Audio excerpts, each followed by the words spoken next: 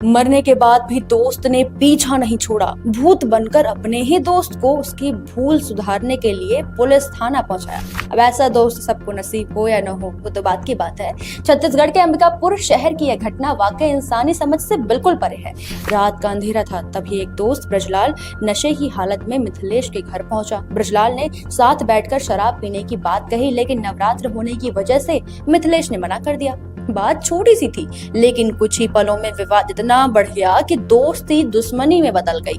गुस्से और झगड़े के बीच मिथिलेश का मोबाइल टूट गया। बस यही वह पल था जब गुस्से ने इंसानियत पर जीत हासिल कर ली।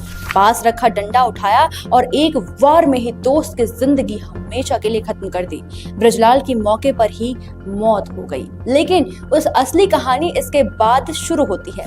हत्या के बाद मिथिलेश ने अपनी पत्नी राजकुमारी के साथ मिलकर शव को घर के अंदर ही एक गड्ढे में दफना दिया। ऊपर फ्लाईबोर्ड रखा और मिट्टी डाली गई और सच को जमीन के नीचे दबा दिया गया। दोनों कुछ दिन के लिए घर छोड़कर रिश्तेदारों के यहाँ छिप गए, मगर कहते हैं ना, सच ज्यादा दिनों तक छिपता नहीं है।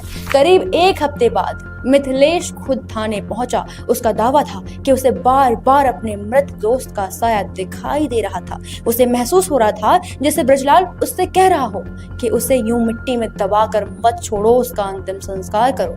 यही डर, यही बेचैनी, यही अपराध बोध आखिरकार उसे पुलिस थाने तक खींच ही लाया। एक रात वह गांधीनगर थाने पहुंचा और अपना जुर्म कबूल कर लिया।